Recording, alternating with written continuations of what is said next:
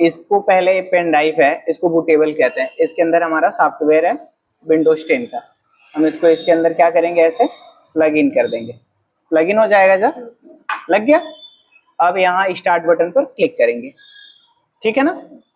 और ये power button click करेंगे, यहाँ से किस पे क्लिक करना है, रीस्टार्ट। अब कीबोर्ड से डिलीट बटन दबाना, दबाते रहना है ना, इसको होने दो। ऐसे आ जाएगा जब, तो देखो यहाँ पे कई ऑप्शन आ रहे हैं, लिख के आ रहा है, मेन है, एडवांस सब है ना। तो आप यहाँ से बूट वाले ऑप्शन पे आ जाओगे।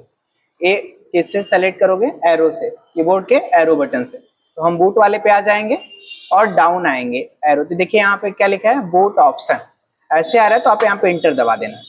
इंटर दबाने के बाद आप नीचे वाले ऑप्शन को सेलेक्ट करना, EHP USB flash drive, inter कर दीजिएगा। करने के बाद ना कीबोर्ड से F10 दबाना और यस कर देना। बिल्कुल कुछ नहीं करना है, ये नॉर्मली अपने से फिर खुलने लगेगा। अभी देखो, ये इसलिए आप लोगों को हम बता रहे हैं कि जब कभी आपके लैपटॉप के साथ होगा या कंप्यूटर के साथ होगा, आप किसी दुकान पे ले जाओगे तो फॉर्मेटिंग का आपसे 200 300 400 रुपए ले लेगा। फिर आपको सॉफ्टवेयर डाल के इंस्टॉल करके देगा, तो पैसा लगता है बेफालतू का, जबकि कोई मतलब नहीं। देखो ये ऐसे प्रोसेस में खुल गया। अब आपको नॉर्मली यहाँ पे लैंग्वेज आ गया, ये आ गया। आपको किस पे क्लिक करना है, नेक्स्ट। अब यहाँ से किस पे क्लिक करना है आपको, इंस्टॉल नाउ पर। ये सेटअप अभी हमारा स्टार्ट हो रहा है, हमारे पास नहीं है तो हम किस पे क्लिक करेंगे, I don't have a product की, इस पे क्लिक करना है। करने के बाद इसमें आ रहा है, आपको पूछ रहा है कि आप किस पर बनाना चाहते हो। तो ज्यादातर हमने किस पे सबसे बेस्ट होता है मेरे हिसाब से, Windows 10 pro 64 bit, 64 bit 32 bit. जैसे कुछ सॉफ्टवेयर जो होते हैं हमारे 32 बिट के होते हैं, कुछ 64 बिट के होते हैं।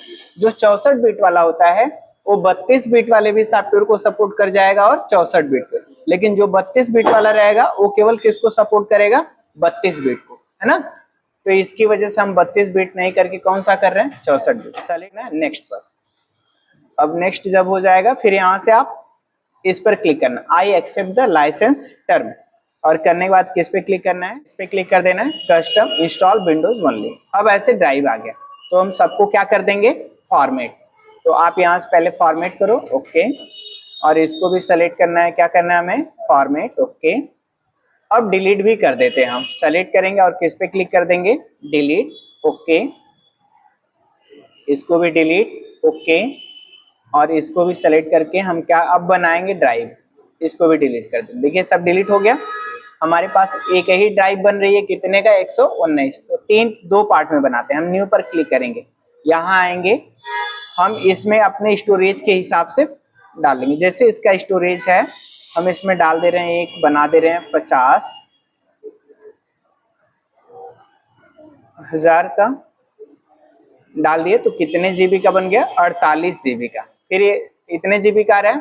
फिर आप यहाँ पे क्लिक करिएगा, 72 बच रहा है। जितना भी बच रहा है हम टोटल इस पे आ जाते हैं, अप्लाई कर देते हैं। तो कितने ड्राइव हमारे पास बन गई, 2 बन गई, ठीक है ना। आप इस तरह से इसको चेक कर लीजिएगा। और करने के बाद किस पे क्लिक करिए, नेक्स्ट। ये अपना प्रोसेस लेगा कुछ देर बाद, फिर इसके बाद ऑटोमेटिक चालू होगा। देखिए नंबरिंग हो रही है, फिर ये हो जाएगा, फिर ये वाला भी हो जाएगा। पूरी नंबरिंग के बाद देखो अभी हो जाएगा, तो अपने से कंप्यूटर रीस्टार्ट होगा। ठीक है, रीस्टार्ट हो रहा है ना।